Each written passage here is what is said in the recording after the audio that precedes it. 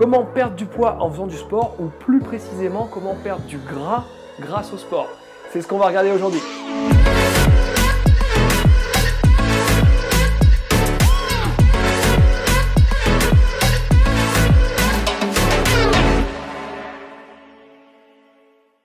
Salut la team, j'espère que vous avez la forme et la santé. Aujourd'hui, on va regarder un petit peu comment le sport peut nous aider à perdre du gras. Et oui, c'est ce qui nous intéresse le plus. Alors vous le savez, sur mes précédentes vidéos, notamment sur celle d'introduction, j'avais parlé du triangle de la santé et notamment du fait qu'il faut bouger, que c'est important. On est censé bouger tous les jours, oui, tous les jours.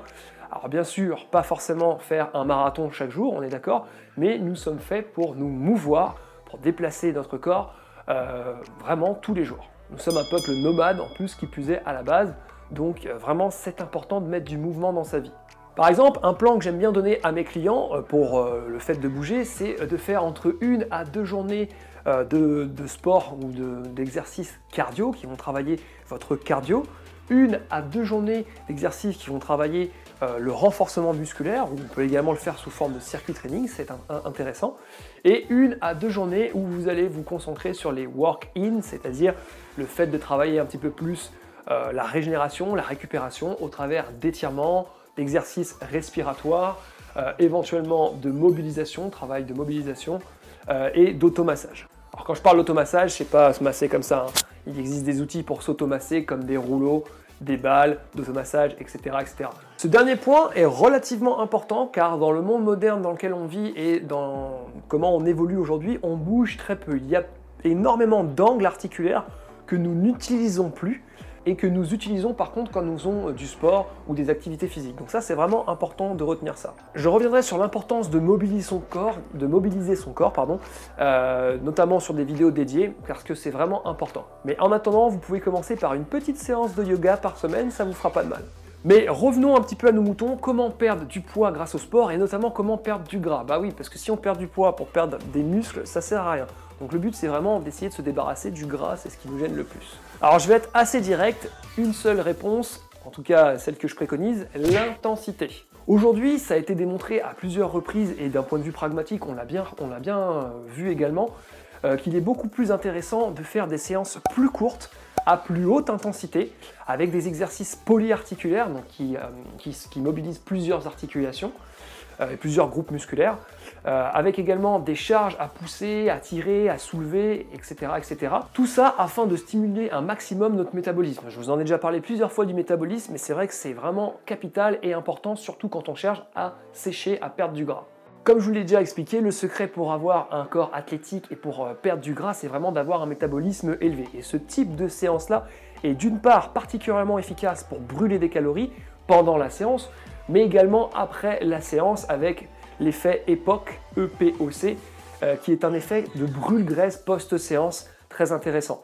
En plus de tout ça, c'est une séance qui augmente notre métabolisme, et donc on a un métabolisme au repos qui est par la suite plus rapide qu'avant, et donc qui consomme plus d'énergie au repos, et donc plus de graisse. C'est pourquoi le HIIT, H-I-I-T, Height Intensity Interval Training, est devenu si populaire, notamment avec le CrossFit, notamment avec les Smith Grid, pour ceux qui sont en salle de sport, notamment avec les circuits Tabata qui ont explosé, notamment avec tout ce qui existe aujourd'hui, Freeletics, etc. Enfin j'en passe, ils ont tous fait ça à leur version. Mais tout ça, c'est de la même famille, c'est du HIIT, c'est une façon de s'entraîner de manière à haute intensité. Alors, le CrossFit, je mets une petite parenthèse, c'est pas vraiment du HIIT, il y a certains circuits qui sont pas vraiment en type HIIT, mais la logique étant de faire des séances relativement courtes, 15, 20, 30 minutes maximum, avec une intensité relativement importante, et des temps de récupération relativement courts. Donc le HIIT, la définition, je vous l'ai dit, Height Intensity Interval Training. C'est le fait de faire des exercices à haute vitesse ou des exercices à haute intensité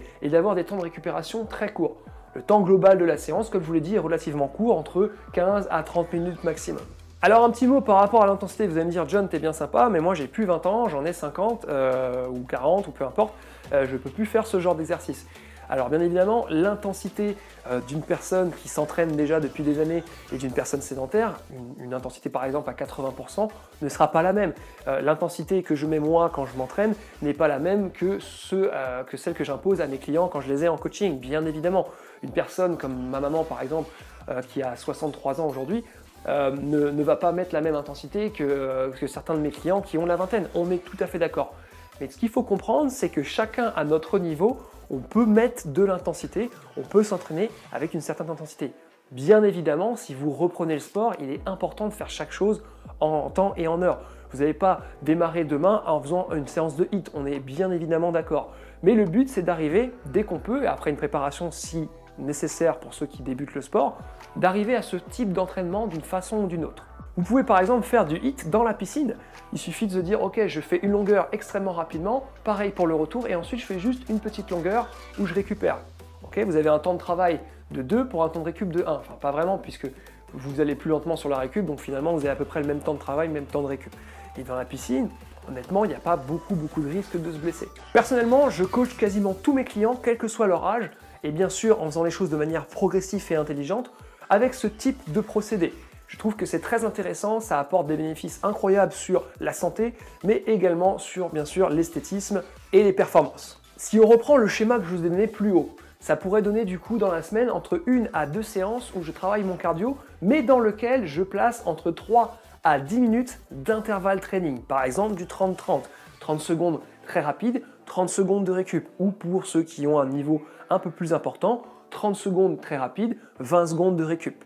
Pendant 10 minutes dans mon circuit cardio habituel, ou 2 fois 5 minutes, 2 fois 10 minutes, avec à chaque fois du cardio de récupération entre les deux. Pourquoi pas, c'est très intéressant comme ça. 1 à 2 séances par semaine de circuit training dans lequel j'enchaîne 1, 2, voire 3 exercices d'affilée, soit sur le même groupe musculaire ou soit en variant les groupes musculaires, et ensuite je prends une petite récup et je recommence.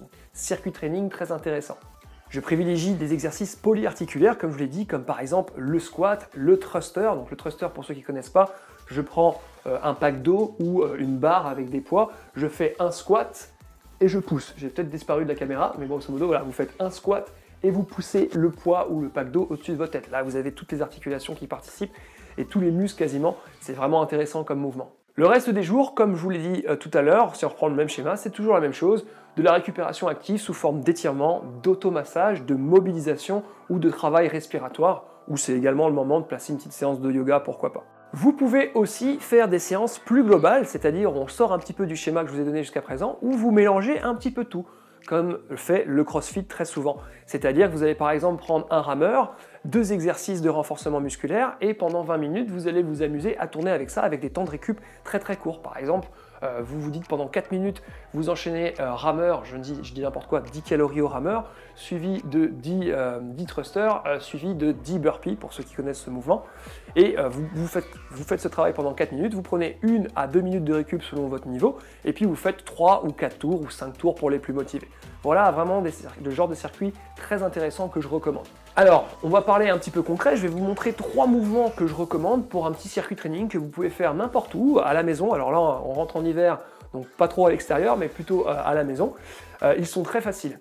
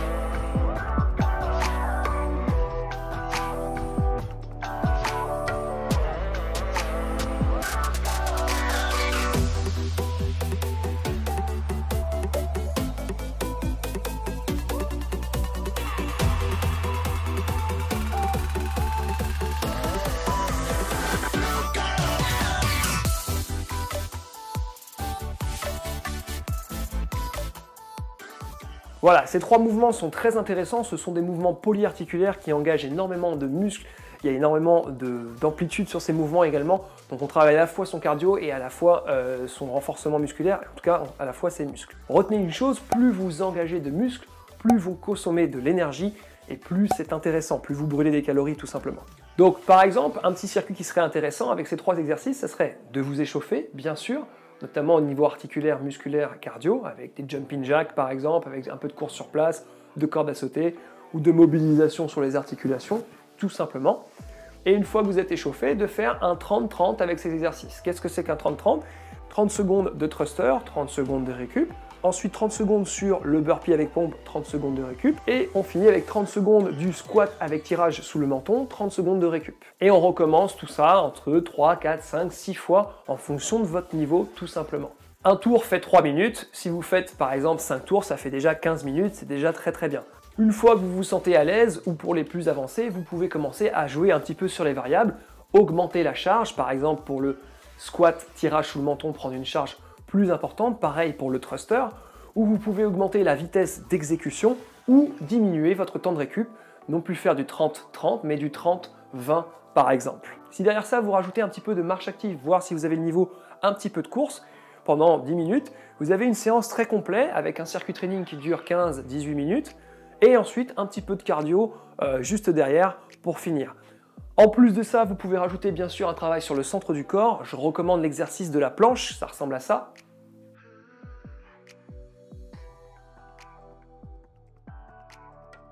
Ou du pointeur, ça ressemble à ça.